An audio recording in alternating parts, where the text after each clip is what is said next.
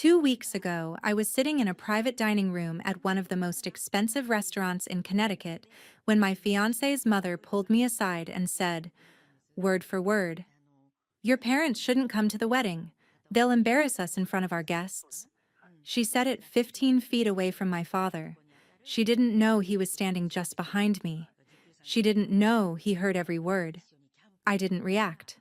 I didn't defend them. I just let the silence stretch. What she didn't understand was that the sentence she had just spoken would force into the open something my parents had spent decades keeping private. A truth about what they had been quietly doing for years, but never wanted to reveal to anyone. What happened next took less than 3 hours. And by the end of that dinner, embarrassment had changed directions. My name is Krista Foster. I'm 27 years old. And this is the story of the night my parents were called unworthy by people who had no idea what real worth looked like. 1247 Maple Drive, Stamford, Connecticut. Purchased 1994 for $142,000. I grew up in a house that never changed. Same 3 bedrooms. Same kitchen with the yellow tile my mother swore she'd replace next year for 20 years. Same driveway where my father parked his van every night at 6:47, give or take traffic. The lawn was always cut on Saturdays. My mother grew tomatoes in the backyard, not for aesthetics, but because she said store-bought ones tasted like disappointment. There was a crack in the front step that my father fixed himself in 2003, and then again in 2011. He could have hired someone. He never did. I didn't question any of this growing up. Why would I? It was home. It was normal. It was us. When I was 16, a friend from school came over and said, "Your house is so cozy." She meant small. I heard it in her pause. I remember feeling a flicker of something, not quite shame, but close. Awareness, maybe, that our house was different from the houses in Greenwich, where her family lived, where everything was bigger, newer, designed to impress. I asked my father once, when I was maybe 14, why we didn't move somewhere bigger. He was fixing the dishwasher, again, and he didn't look up. "This house watched you take your first steps," he said. "Why would we leave?" I thought that was sentimental. I didn't realize it was also strategic. I never questioned why we didn't upgrade. I assumed we couldn't afford to. I was 25 when I learned that assumption was completely, spectacularly wrong. Foster Plumbing, established 1991. Revenue $2.8 million annually by 2024. Sold 70% for $4.2 million. My father started working when he was 21 years old. He had $400, a used van he bought for $1,200, borrowed from his parents, paid back in 8 months, and a willingness to crawl under houses that other people wouldn't touch. He worked 6 days a week for 38 years. He missed 3 days total, 2 when I was born, 1 when his father died. I didn't understand, when I was young, what that kind of consistency meant. I just knew Dad left early and came home tired and smelled like copper and PVC glue. I knew his hands were rough and his back hurt, and he fell asleep in his chair watching the news most nights by 8:30. What I didn't know, what I wouldn't learn until much later, was what he was doing with the money he earned. In 1991, he started Foster Plumbing with just himself. By 2000, he had 2 employees. By 2008, 4. By 2024, he had 8 plumbers and 2 office staff, serving the wealthiest zip codes in Fairfield County. Revenue, $2.8 million a year. Profit margin, 18%.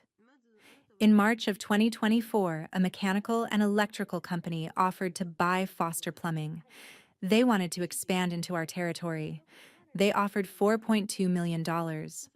My father sold 70%, kept 30, still works 2 days a week as a consultant. I found this out at Thanksgiving last year. He mentioned it like he was talking about the weather. Sold most of the company, he said, passing the mashed potatoes. Still go in Tuesdays and Thursdays. Keeps me busy. I remember sitting there, fork frozen halfway to my mouth, thinking, how much money do you actually have? I didn't ask. I wasn't sure I wanted to know. A customer once complained that my father charged too much. He told me about it over dinner, almost amused. You're not paying for an hour of my time, he had said to the customer.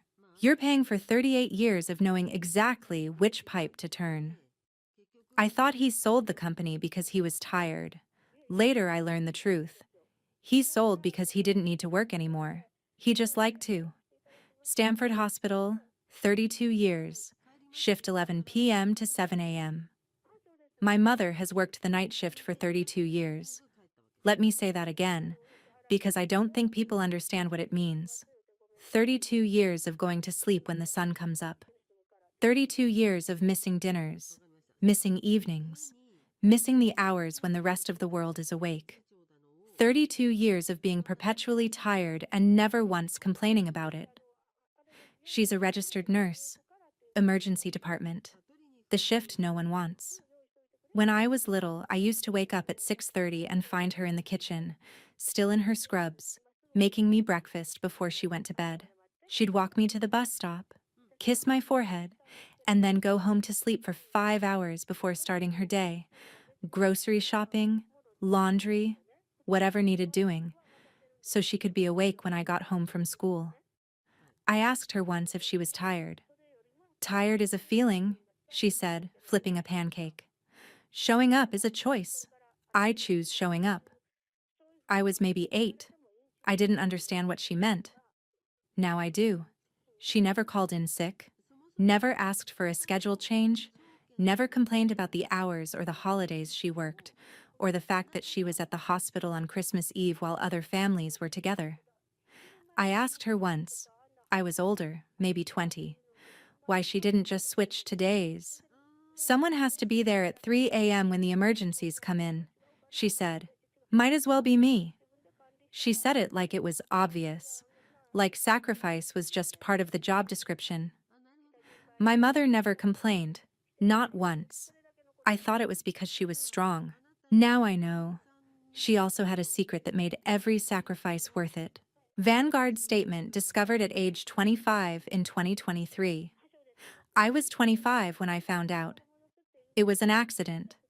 I was home for the weekend, looking for a stamp in my father's desk drawer, when I found a Vanguard statement. I didn't mean to look at it, but the number caught my eye. It was a retirement account. It had 7 figures. I stood there, holding the paper, trying to understand what I was seeing. My parents, the plumber and the night shift nurse, the couple who drove used cars and clipped coupons and hadn't taken a real vacation in 15 years, had over $1 million in a single account. I put the paper back. I didn't say anything for 2 days. Then I asked. My father was in the garage, changing the oil in his Camry, a 2012 model he'd bought used in 2015. He didn't look surprised by my question. He just wiped his hands on a rag and shrugged. We saved, he said. We invested. We didn't spend what we didn't need. But how much? He looked at me for a long moment. Enough, he said. Enough that you don't need to worry about us. Enough that you can make choices based on what you want, not what you need. That's all that matters. I pushed. I wanted numbers. I wanted to understand how this was possible. Krista. His voice was gentle but firm. Money doesn't change who you are. It just reveals who you've always been. I wanted you to become someone without knowing there was a safety net. He went back to changing the oil. I stood there, trying to reconcile the father I thought I knew with the man who had apparently been quietly building a fortune for 3 decades without ever mentioning it. I thought I knew my parents. But I only knew the version they chose to show the world. The quiet version, the invisible version, and in Connecticut's wealthiest county. Invisible meant poor. Greenwich Academy Preschool Charity Event, February 2024. I met Garrett at a charity event. I'm a preschool teacher at a public school in Greenwich, which means I spend my days wiping noses, mediating fights over crayons, and trying to convince 4-year-olds that sharing is, in fact, a virtue. It doesn't pay well. It's exhausting. I love it. The charity event was for the private preschool, the one where tuition costs more than my annual salary. I was there because my school had been invited as a community partner, which I think was their way of making themselves feel generous. Garrett was there because his family had donated the silent auction centerpiece, a weekend at their house in the Hamptons. He approached me near the cheese table. I was stress-eating brie and trying not to look as out of place as I felt. "You look like you'd rather be anywhere else," he said. "Is it that obvious?" "Only to someone who feels the same way." He smiled. It was a good smile. Warm. A little self-deprecating. Not the smile of someone who expected me to be impressed by him. "You teach 4-year-olds?" he asked after we'd been talking for a few minutes. "Yep. That's..."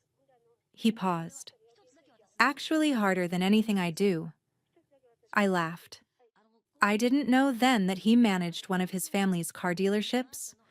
I didn't know about the trust fund or the Greenwich backcountry estate or the generations of Bellingham wealth.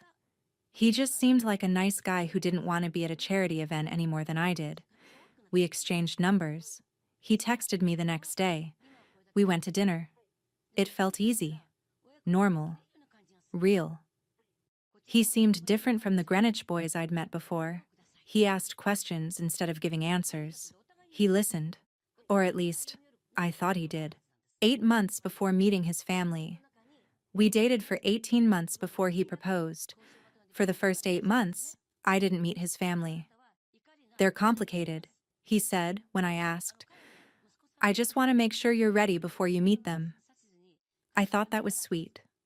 Protective. He was shielding me from something I assumed. Family drama, maybe. A difficult mother. I didn't push. I trusted him. During those 8 months, we existed in a bubble.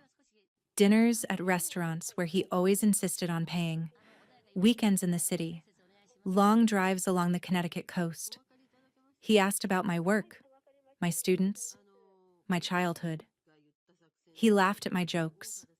He remembered the small things, my coffee order, my favorite flowers, the fact that I hated olives. He met my parents twice during that time, both dinners at our house on Maple Drive. My mother made pot roast. My father asked Garrett about his job, his plans, his intentions. Normal parent stuff. Garrett was charming, polite. My father seemed cautiously optimistic. My mother reserved judgment. "He's very smooth," she said afterward, washing dishes. "Is that bad?" She didn't answer right away. Then, "Just make sure he's the same person when things get hard." I filed that away. I didn't think about it again until much later. I thought he was protecting me. Now I wonder if he was protecting himself. Bellingham Estate, Greenwich Backcountry, Brunch, October 2024. I finally met his mother in October of last year. Brunch at the Bellingham Estate, a house that made my parents' place look like a garden shed. 7 bedrooms, 4-car garage, a circular driveway with a fountain in the center. Victoria Bellingham greeted me at the door wearing cream cashmere and a smile that didn't quite reach her eyes. She was 58, immaculately groomed, and she scanned me from head to toe in approximately 1.5 seconds. I felt catalogued, assessed, found wanting. "Krista," she said, taking my hands, "we've heard so much about you." "All good, I hope." "Of course." She smiled. "Come in. Let me show you the house." The tour was a performance. Every room had a story. Every piece of furniture had a pedigree. She mentioned the architect 3 times, the interior designer twice. By the time we reached the sunroom for actual brunch, I had a clear understanding of exactly how much money the Bellinghams had, and exactly how much they wanted me to know it. At brunch, she asked about my family. And your parents? What do they do? I remember the way she held her mimosa. Casual, almost bored. My dad's a plumber, my mom's a nurse. The pause was microscopic. Anyone else might have missed it. Well, Victoria said, smile brightening. Everyone has to start somewhere. She moved on to the next question without waiting for a response. But I saw it. That flicker in her eyes. The recalculation. The subtle downgrade. I told myself it didn't matter. She smiled when she said it. But her eyes had already made a decision about me. About my family. About our worth. 4 instances of silence over 10 months. Looking back, I can count the moments. The first time was at that brunch, when Victoria made the "everyone has to start somewhere" comment. Garrett was right there. He heard it. He said nothing.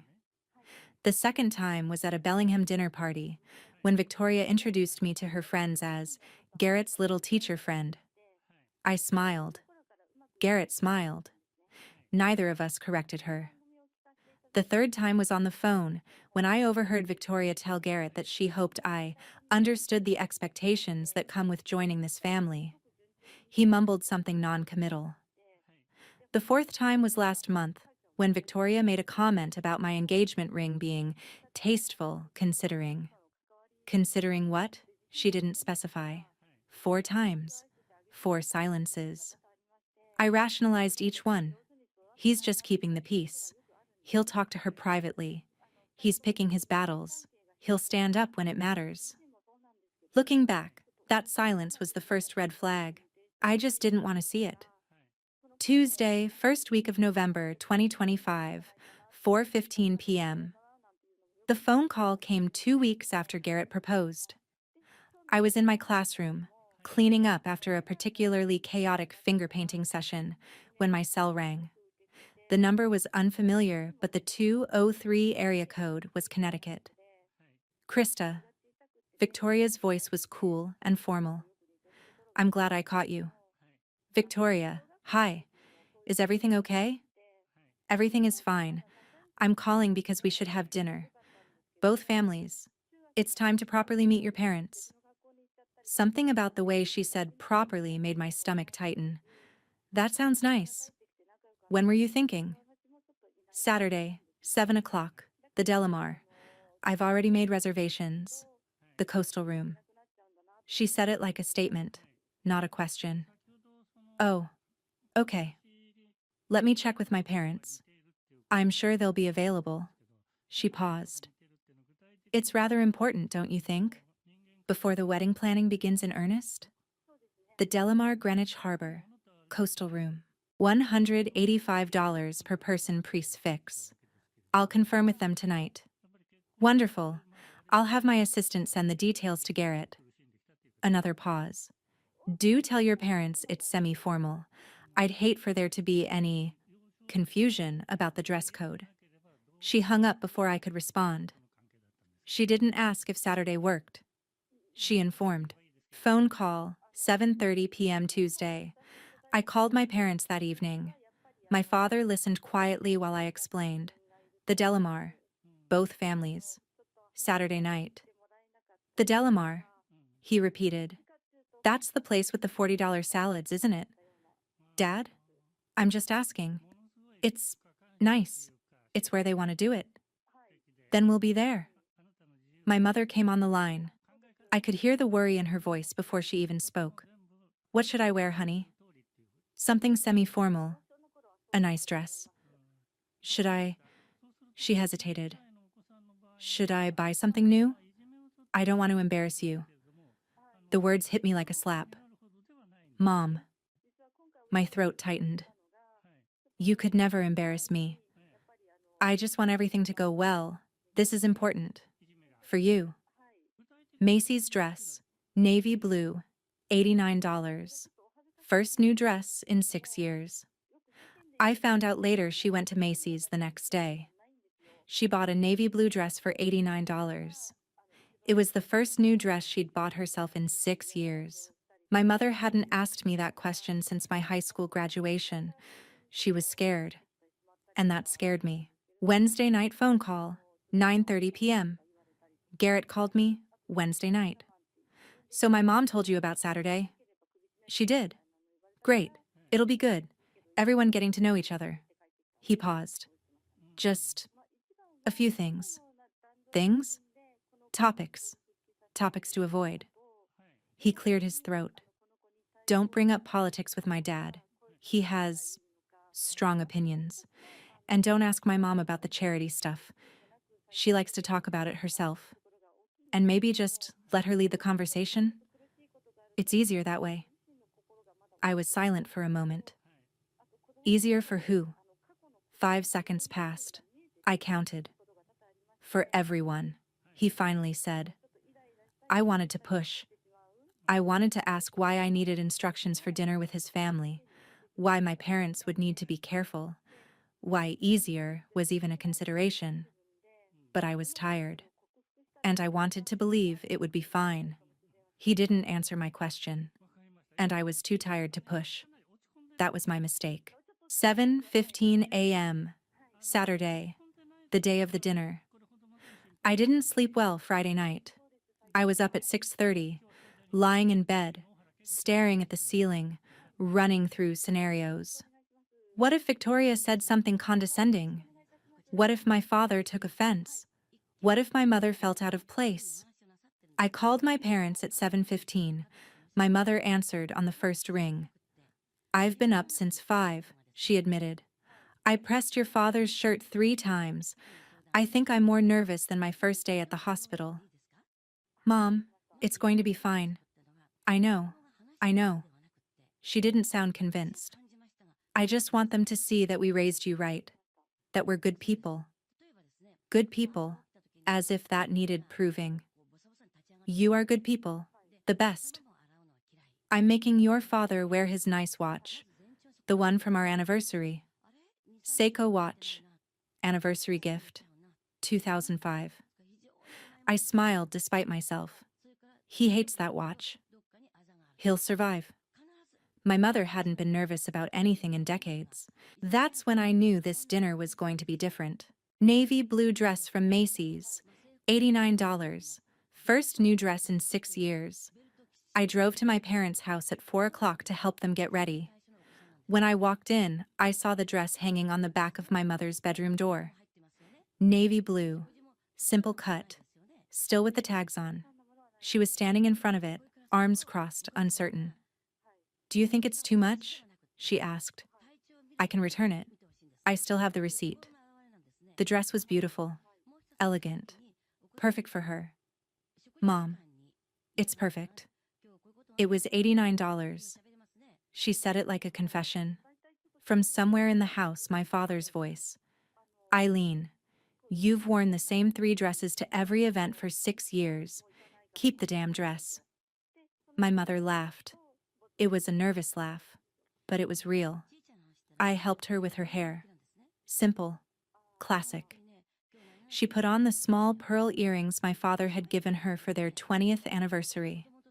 When she finally looked in the mirror, I saw her shoulders relax slightly. Okay, she said. Okay, I can do this. My mother hadn't bought herself a new dress in 6 years. That night, she did. Because she wanted to make a good impression on people who had already decided she wasn't worth impressing. 2012 Toyota Camry, silver, 187,000 miles. My father drove. The Toyota Camry, 2012, silver, 187,000 miles. He'd washed it that afternoon, vacuumed the interior. It was as clean as a 14-year-old car could be. I suggested taking my car, or calling an Uber. This car got me to every job site for 10 years, my father said, opening the driver's door. It can get me to a dinner. I didn't argue. We pulled out of the driveway at 6:45 p.m. The Delamar was 20 minutes away. My father never liked being late. The drive was mostly quiet. My mother sat in the back with me, holding my hand. My father kept his eyes on the road. "Whatever happens tonight," he said, breaking the silence, "we don't apologize for who we are." "Clear?" "Clear," my mother said. "Clear," I said. We were ready. Or at least, we thought we were. None of us could have predicted what Victoria had planned. The Delamar Greenwich Harbor, 6:52 p.m. The Delamar appeared on our left, glowing against the November darkness. All glass and stone and soft golden lighting.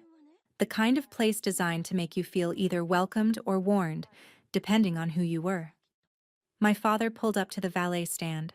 The valet, a young guy, maybe 20, looked at the Camry, then at my father, then back at the Camry. There was a hesitation. Barely a second, but enough. "Is this for valet, sir?" My father's face didn't change. He held out the keys. "It's a car, son. It parks the same as any other." The valet took the keys. We walked inside. That was the first judgment. It would not be the last.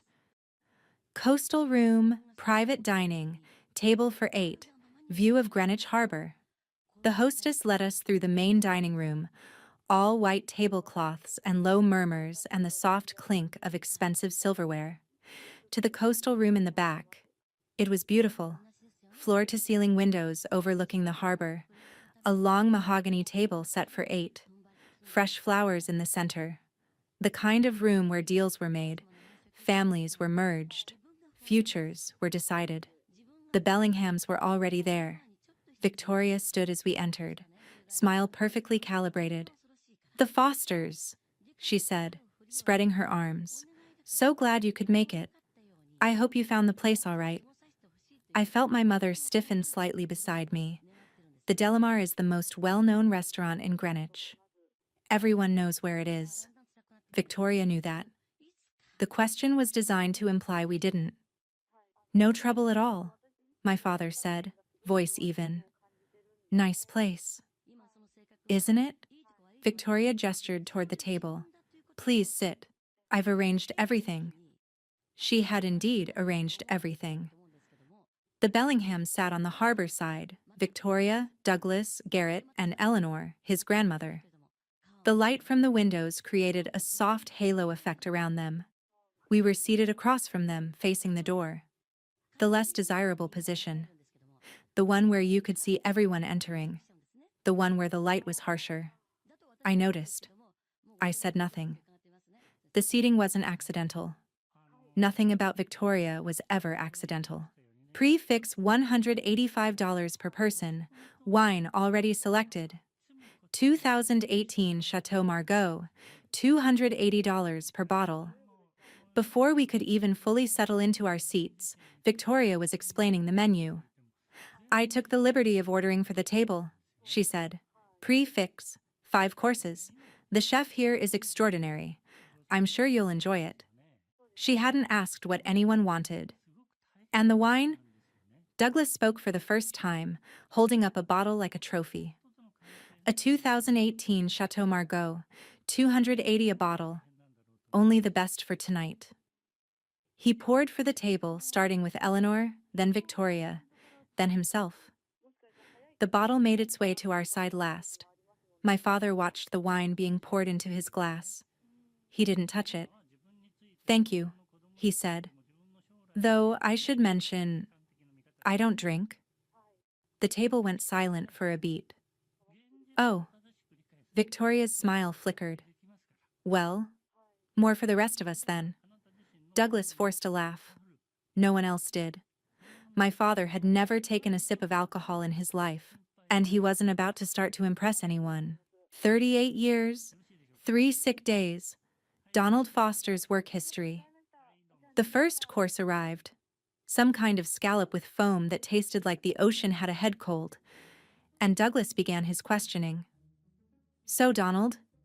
He leaned back in his chair, wine in hand. "Garrett tells me you're in the trades?" "Plumbing," my father said. "Plumbing." Douglas nodded slowly. Physical work. Hard on the back, I imagine. It has its moments. And you've been doing this how long? 38 years. Douglas's eyebrows rose. 38 years. Same job. That's impressive in its way. I caught the qualifier. In its way, as if the accomplishment needed an asterisk. Only missed 3 days, my father added, cutting into his scallop. 2 for my daughter's birth. 1 for my father's funeral. 2 days for Krista's birth. 1 day for Harold Foster's funeral. Douglas opened his mouth, then closed it. He had no response to that. For a moment, no one spoke. My father wasn't bragging, he was stating a fact. And facts made Douglas uncomfortable. 32 years on the night shift, Stamford Hospital, 11 p.m. to 7 a.m. Victoria turned her attention to my mother during the second course. Eileen.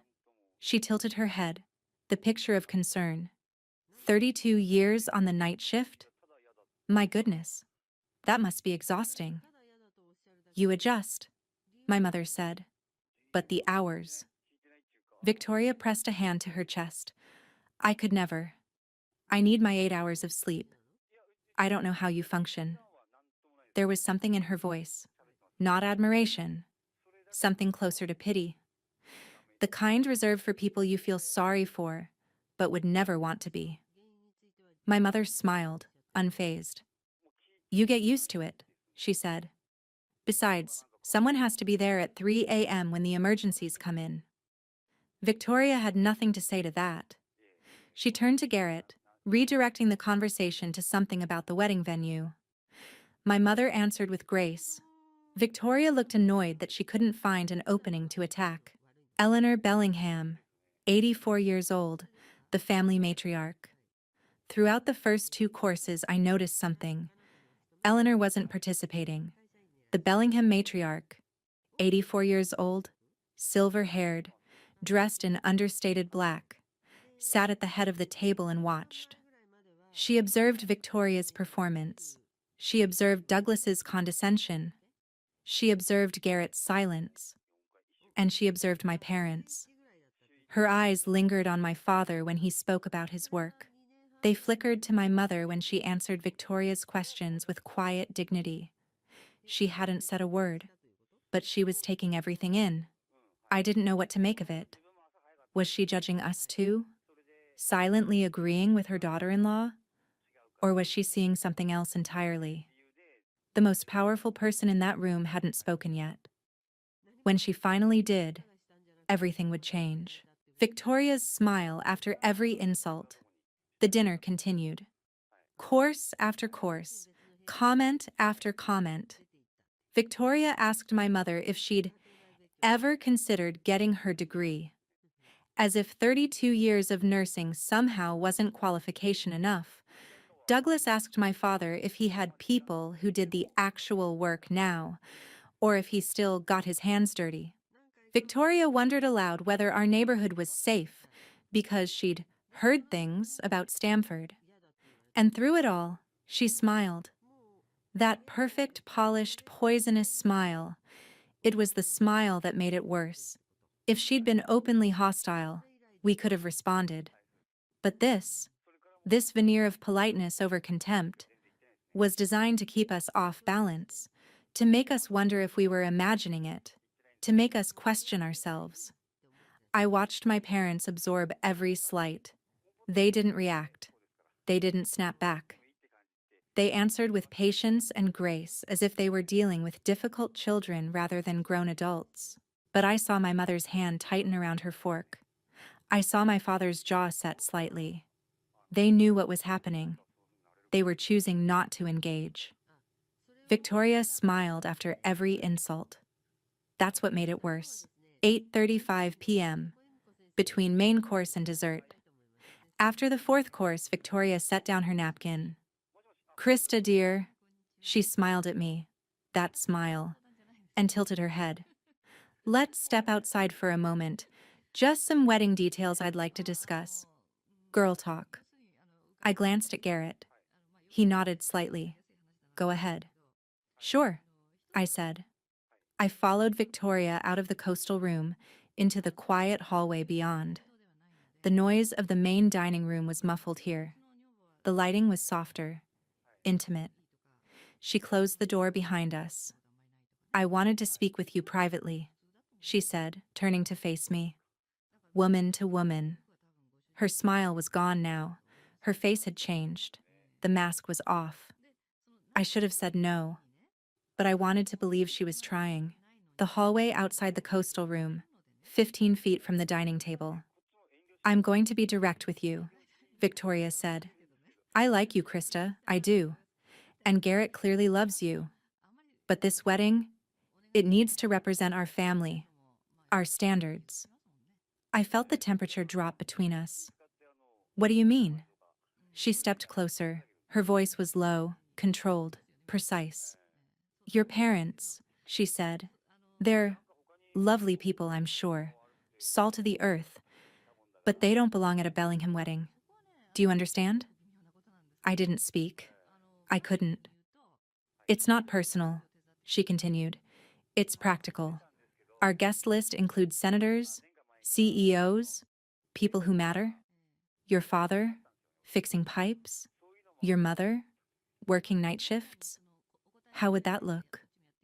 Her mask was off, and what was underneath was exactly what I'd feared. "They'll embarrass us in front of our guests."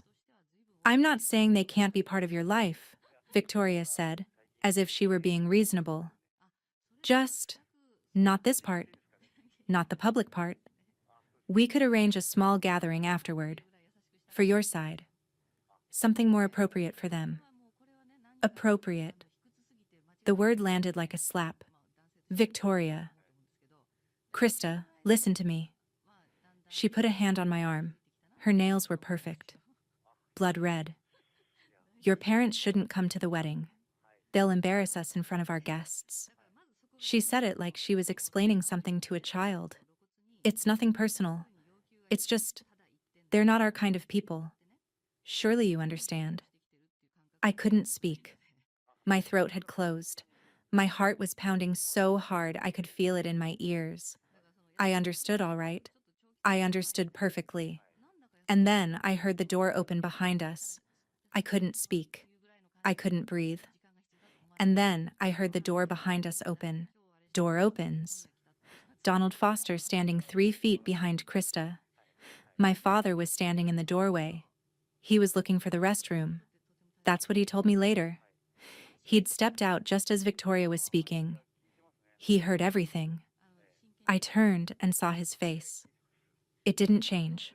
There was no shock, no anger, just stillness. The kind of stillness that comes before a storm.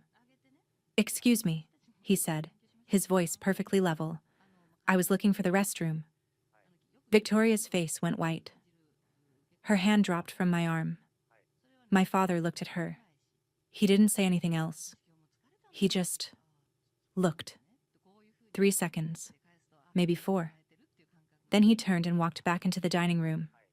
He didn't say a word. He just looked at her. And she knew he'd heard. 10 seconds. Garrett's silence. Garrett appeared in the doorway a moment later, behind my father. He'd heard the end of it. I could tell by his face. That panicked, guilty look of someone who knows they should do something but doesn't know what. I looked at him. My fiancé. The man I was supposed to marry. The man I'd defended to my friends, to my own doubts, for 18 months. "Garrett?" My voice was small. I hated how small it sounded. He opened his mouth, closed it, looked at his mother, looked at his shoes. 10 seconds passed. I counted them in my heartbeat. He didn't say a word. Garrett looked at me. Then he looked at the floor. And I had my answer. 8:42 p.m. Return to the coastal room. We walked back to the table in silence. My father sat down first, calm and unhurried, as if nothing had happened. He picked up his water glass, took a sip, set it down. My mother looked at me as I took my seat. One glance was enough. She knew. She always knew. Victoria followed a few moments later, Her composure cracked, but not broken. She smoothed her napkin, adjusted her hair, smiled at Eleanor as if everything were fine. It wasn't fine. The room had shifted. Everyone could feel it. The temperature at that table had dropped 20 degrees, and dessert hadn't even arrived. 45 seconds of silence. Menu dessert untouched. No one spoke. The dessert menus lay untouched. The waiter hovered near the door, sensing that something was wrong but not knowing what. My father sat perfectly still, his face unreadable. He wasn't angry. Not visibly. He was simply present, observing, waiting. Victoria kept glancing at him, waiting for the explosion that didn't come. That was the worst part for her, I realized. She had prepared herself for confrontation. She had not prepared for silence. Douglas cleared his throat. "So," he said, too loud, too jovial. "Dessert. The chocolate souffle here is apparently extraordinary. Eleanor, you love chocolate." Eleanor didn't respond. Victoria kept glancing at my father, waiting for an explosion that never came. The silence was worse. EV dealership project, $6 to $8 million needed. Douglas, desperate to salvage the mood, did what he always did when uncomfortable. He talked about business. "Actually," he said, swirling his wine, "speaking of the future, we're looking at expanding into EV, electric vehicles. Tesla's model has proven that traditional dealerships need to adapt. Big opportunity. Big investment needed, of course." He said it to the table at large, but his eyes flicked to Eleanor, looking for approval. "We've been talking to some local investment groups," he continued. "Actually, there's one firm that keeps coming up. Foster Family Holdings. Conservative approach. Long-term focus. Exactly what we need for something like this." My mother's hand tightened around her napkin. My father's expression didn't change. But I stopped breathing. He had no idea he'd just handed my father the key to everything. Eleanor's first direct question of the night. Eleanor had been silent all evening. Now, finally, she spoke. "Mr. Foster?" Her voice was clear, commanding, the voice of a woman who had spent 60 years in rooms full of powerful men and had learned to make them all listen. My father looked up. "My son and daughter-in-law have talked all evening," Eleanor said, "but I haven't heard from you. Tell me, 38 years in one trade. What's the secret to staying that long?" It wasn't condescension. It wasn't pity. It was genuine curiosity. For the first time all night, someone had asked my father a real question. For the first time all night, someone asked my father a real question and wanted a real answer. No secret. Show up. Do it right. Don't quit. My father considered the question. He wasn't the kind of man to speak without thinking. "No secret, ma'am," he said finally. "Show up. Do it right. Don't quit. That's it." Eleanor nodded slowly. "My husband built this family's business the same way," she said. "One car at a time, one customer at a time. Before it was an empire, it was a man with a single lot and a dream." Something shifted in the room. Douglas looked uncomfortable. Victoria looked confused. Eleanor wasn't comparing my father to them. She was comparing him to herself, to her husband, to the original Bellingham, the one who had built everything from scratch, before inheritance turned it into entitlement. She wasn't comparing. She was recognizing, and Victoria looked like she wanted to disappear. "Sold 70% last year." Eleanor leaned forward, interested now. "And your company? Foster Plumbing? I assume you're planning retirement?" My father shrugged. "Sold 70% last year. Still consult 2 days a week. I like the work." "Sold 70%. Eleanor repeated the words slowly, her eyes sharpening. Douglas froze mid-sip. Victoria blinked. Eleanor heard what Douglas and Victoria missed. A man doesn't sell 70% of a business unless that 70% is worth something significant. Perhaps we should discuss the wedding. Perhaps we should discuss the wedding venue. The Greenwich Country Club has availability in June, and I thought, in a moment. Eleanor didn't even look at her. I'm speaking with Mr. Foster. 6 words. That was all it took. Victoria's mouth opened, then closed. Douglas stared at his plate. Garrett looked like he was considering whether he could fit under the table. In 40 years of marriage, Victoria had never been silenced that quickly. In 40 years of marriage, Victoria had never been silenced that quickly. Eleanor had spoken 6 words. That was enough. Foster Family Holdings, LLC. Douglas, eager to change the subject from his wife's humiliation, returned to safer ground. Money. This Foster Family Holdings, he said, trying to sound casual. The investment firm I mentioned. I wonder if you know them. Being local. Same last name. Isn't that funny? My father set down his water glass. I do know them, he said. Oh? Douglas perked up. Any insight? We've been trying to set up a meeting, but they're selective, apparently. They are. Victoria rolled her eyes slightly. Of course the plumber knows about a local investment firm, her expression said. And how do you know them exactly? Douglas asked. My father looked at him. That would be us, he said. Me and Eileen. We set it up in 2019 to manage some properties. Foster Family Holdings, LLC, established 2019. The table went silent. Douglas's fork stopped halfway to his mouth. Victoria's face went white. Eleanor Bellingham, sharp as ever.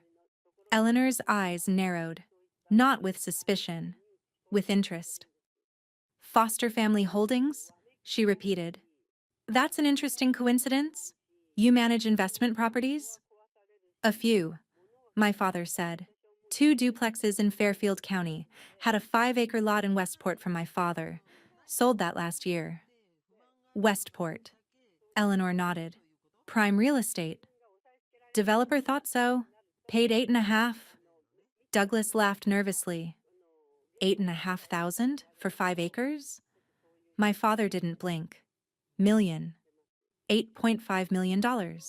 Westport, Connecticut. The wine glass in Victoria's hand trembled. She set it down before it could spill. 33 years of compound growth. Eleanor wasn't done. And the rest? She asked. Surely property isn't your only investment. My mother spoke for the first time in 20 minutes. Her voice was calm, matter-of-fact. We've been putting money into an index fund since 1992, she said. Every month. Dawn read a book by John Bogle, the Vanguard founder, and thought it made sense. So we just kept doing it. Didn't miss a month in 33 years. Vanguard Index Fund, 1992 to 2025. 33 years of compound growth. Eleanor's expression shifted. Something like respect crossed her face. 33 years, she murmured. Every month. Do you understand what that kind of discipline creates? Douglas was doing the math. You could see it on his face. The slow, horrified realization that the plumber was worth more than him. Douglas was doing the math. You could see it on his face. The slow, horrified realization that the plumber and the night shift nurse were worth more than he was. Victoria, stop talking. Victoria, desperate now, tried to recover. Well, she said, her voice brittle, money isn't everything. It's not the only measure of... Victoria. Eleanor's voice cut through the room like a blade. Stop talking. Eleanor silences Victoria. Second time. The room went absolutely still. Douglas stared at the table. Garrett looked physically ill. My parents sat quietly, their faces betraying nothing. And Victoria, perfect, polished, poisonous Victoria, sat in humiliated silence, her entire worldview collapsing around her. In all my time knowing the Bellinghams, I had never seen Victoria shut down so completely. And it wasn't my father who did it. It was Eleanor. Net worth comparison. Foster versus Bellingham. In the silence that followed, I found myself doing the math. Foster Family Holdings, 2 duplexes, the Westport land sale, 33 years of index fund contributions, the company sale, my parents' retirement accounts. I didn't know the exact number. I still don't. Not really. But I knew enough. My parents, the plumber and the night shift nurse, in their old house with their old cars and their clipped coupons, were worth nearly $20 million. The Bellinghams, with their estate and their dealerships and their country club memberships, were worth maybe $35 million on paper. But most of that was tied up in the business, in real estate, in things they couldn't easily touch. Liquid wealth? Actual freedom money? My parents might actually have had more. Douglas went pale. Victoria stopped breathing. And I hadn't said a single word. The moment of truth. The desserts arrived. No one touched them. I turned to Garrett. The table was silent. Everyone was watching. My parents. His parents. Eleanor. Your mother, I said, my voice steady, told me my parents shouldn't come to our wedding. That they would embarrass your family. I paused. You heard her. I could see Garrett's throat move as he swallowed. What do you have to say? Everyone at that table heard me, and everyone waited for Garrett. 10 seconds of silence. Garrett opened his mouth, closed it. He looked at his mother, at his father, at his grandmother, then back at me. I watched him struggle. I watched him search for words that wouldn't make anyone angry. Words that would keep the peace. Words that would let him stay in the middle. But there was no middle. Not anymore. I gave him 10 seconds. 1, 2, 3, 4, 5, 6, 7, 8, 9. Nothing. I gave him 10 seconds. He used 9 of them saying nothing. She didn't mean it that way. When Garrett finally spoke, he said exactly the wrong thing. Krista. His voice was weak, pleading. My mom she didn't mean it that way. She's just protective of the family image. You know how she is. Can we talk about this later? Please? She didn't mean it that way. You know how she is. Can we talk about this later? I stared at him. This man I had loved. This man I had defended. This man I had planned to spend my life with. He wasn't going to change. He wasn't going to stand up. He wasn't going to choose me over his comfort. He was going to manage his mother, manage me, manage everything so he never had to feel uncomfortable. That's when I knew. He wasn't going to change. He was going to manage. Your grandfather would be ashamed. Eleanor spoke. Miss Foster.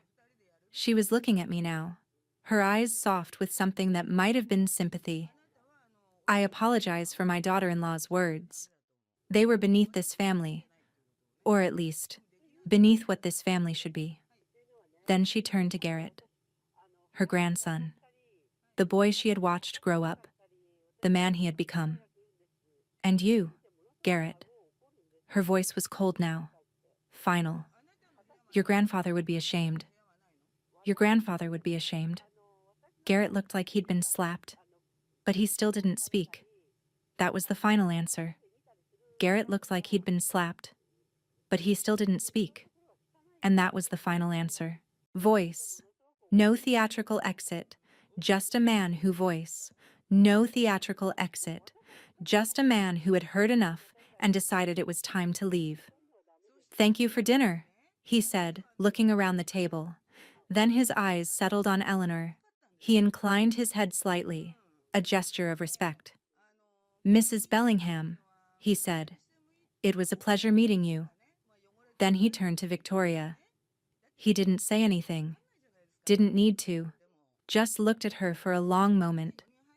The woman who had called him an embarrassment, who had tried to exclude him from his own daughter's wedding, who had judged him without knowing a single real thing about him.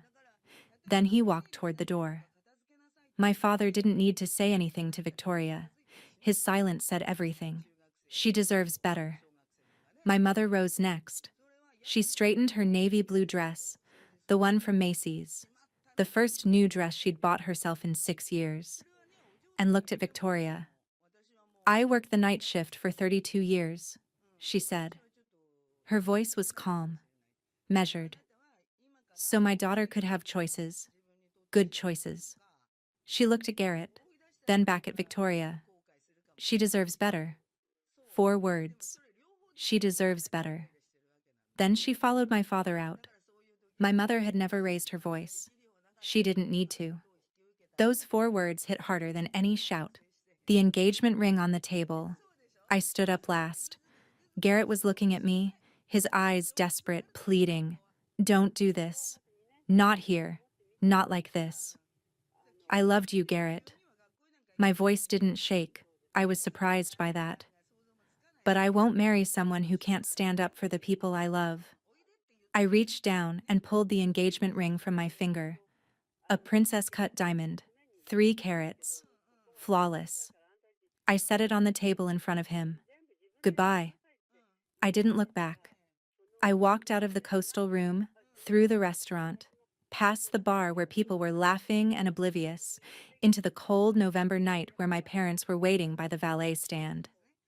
My father had already retrieved the Camry, the 2012 Toyota, silver, 187,000 miles. The car the valet had hesitated to take. I got in the back seat. My mother reached over and took my hand. No one spoke. We drove home in silence, the 3 of us together, unbroken. We left the way we came, quiet, together, unbroken. 14 missed calls, 48 hours. Garrett called 14 times in the next 48 hours. I didn't answer. He texted too. Long messages, short messages, voicemails that I deleted without listening to. "Krista, please. I'm sorry. Can we just talk? I'll talk to my mom. I'll fix this. I promise. Please. I love you. Don't do this." I drafted a response once, typed it out, stared at it, deleted it. You had your chance to fix it. You chose silence. I didn't send it. There was nothing left to say. Victoria didn't call. Douglas called once, ostensibly to apologize, but mostly, I think, to ask about foster family holdings. I didn't answer that one either. Garrett finally found his voice. 2 days too late. Handwritten letter on Bellingham family letterhead. 1 week later, a letter arrived. Cream envelope, heavy cardstock, the Bellingham family crest embossed in the corner. Inside, a single page of handwritten text. "Miss Foster, I wanted to write to you personally, though I recognize that no letter can undo what was said. Your parents reminded me of something I had forgotten, a time when this family earned its success rather than inherited it. My husband started with nothing, a small lot, a second-hand desk, and more ambition than sense. He would have recognized your father immediately. He would have liked him. My grandson did not deserve you. I am sorry for that. Sorrier than I can express. But for what it's worth, I was proud to share a table with your father and mother. They represented everything a family should be. With respect, Eleanor Bellingham." I read the letter 3 times. Then I drove to my parents' house and showed it to them. My mother cried. My father didn't, but his eyes were bright. "She didn't owe us anything," my mother said, holding the letter. "But she wrote anyway." Eleanor didn't owe us anything, but she wrote anyway. And that letter meant more to my parents than any apology from Victoria ever could. Victoria loses her position 3 months later. The story got out, as stories always do in small, wealthy communities. I don't know who talked. Maybe a waiter overheard. Maybe Eleanor mentioned it to someone. Maybe Douglas. In a moment of weakness or whine, let something slip. But within a month, the whispers had spread through Greenwich. Did you hear about the Bellinghams? The dinner with Garrett's fiancé? Apparently the parents, the ones Victoria tried to exclude, were worth more than Douglas. A plumber. Can you imagine? 20 million. She told them they'd be an embarrassment. Victoria tried to control the narrative, of course. She always did. But the truth was too delicious to suppress. 3 months later, she quietly stepped down as vice chair of the Junior League chapter. Personal reasons, the announcement said. I didn't celebrate. I didn't gloat. I didn't need to. I didn't destroy them. They destroyed themselves. I just stepped out of the way. 1247 Maple Drive. Meatloaf.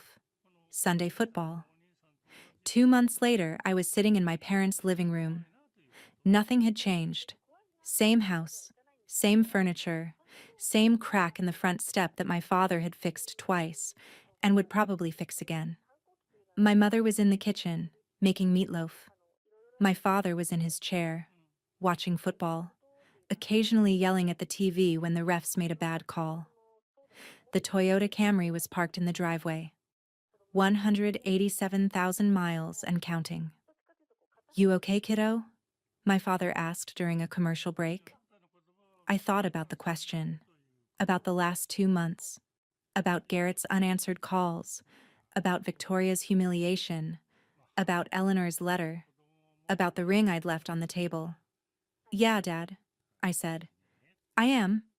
He nodded, satisfied, and turned back to the game. Nothing had changed, and everything had changed. 35 years of marriage, the only wealth that matters. I think about that dinner a lot, about Victoria's words, about Garrett's silence, about Eleanor's recognition. But mostly, I think about my parents. They never told me we were wealthy because they never thought of themselves that way. They were just two people who showed up every day, saved what they could, and loved each other for 35 years. My father still drives that 2012 Camry. My mother still works occasional shifts at the hospital, not because she needs to, but because she likes it. They still live in the house on Maple Drive. They still clip coupons sometimes, out of habit. They could buy a mansion. They could drive luxury cars. They could dress in designer clothes and join country clubs and throw their money around like the Bellinghams do. But that's not who they are, and that's the point. The Bellinghams thought money was about display, about status, about proving to the world that you were better. My parents understood that money is about freedom, about choices, about the ability to walk away from a table when someone insults you. Not because you have to, but because you can. That's the only kind of wealth that matters. My father still drives that 2012 Camry, and I've never been prouder. Thank you for listening to my story.